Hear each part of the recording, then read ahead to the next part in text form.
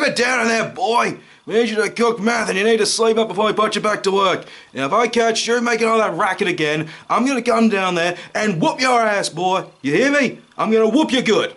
Okay, now get back to sleep, because we gotta get you making good meth tomorrow.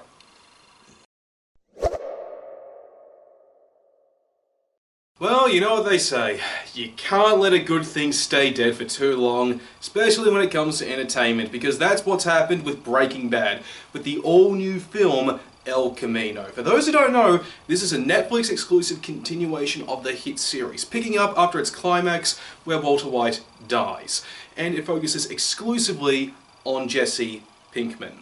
As I said, picking up immediately after the events of the series finale, we follow Jesse as he tries to get everything together and find a way to get out of Albuquerque and to Alaska, where he can start over with a fresh new life, free from everything that came before him.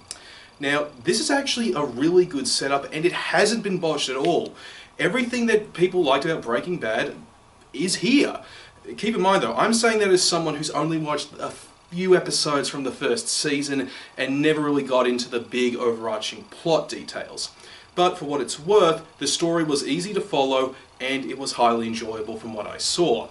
And Aaron Paul, he is still great as Jesse. I mean, he gives a great performance alongside a solid supporting cast. And the story itself, it is full of all sorts of twists and turns that you just don't see coming, and also answers some questions that I know some fans more than likely had been asking, like what happened to those welder guys. It's just a shame though that the story is just so slow.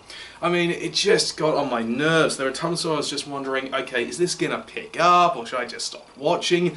But thankfully, all these narrative twists that led to some great scenes kept coming and kept me hooked through the slower moments.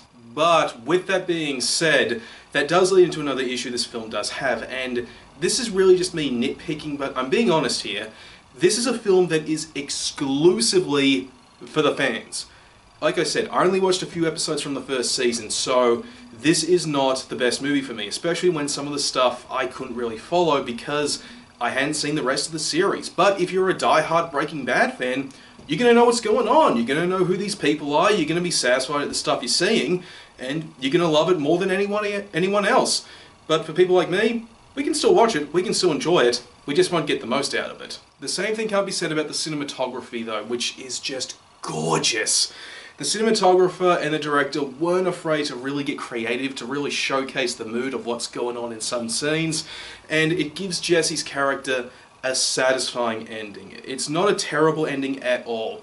It's something that will leave everyone, regardless of what type of viewer you are, happy and content with what you've seen. Whether you're a fan of Breaking Bad or not, this movie is worth checking out. Sure, it is really for the fans and not for the casual viewer, but there's still some things that a casual viewer will be able to get out of it. So if you've got a Netflix subscription, hell yeah, give this movie a look. You can have a good time with it. Hey, thanks for checking out this video, I really do appreciate it. And if you guys really, and I mean really enjoyed this video, then please feel free to also hit the like and subscribe buttons. Now for the next movie review, it's going to be scary stories to tell in the dark. Finally going to get the backlog sorted out. And after that, some more up-to-date reviews, such as one for Charlie's Angels, and another one planned for Ford vs Ferrari. And as for upcoming game reviews, well up next I'm going to have The Outer Worlds, then after that, Sniper Ghost Warrior Contracts. I've got all that and more coming up, so please stick around.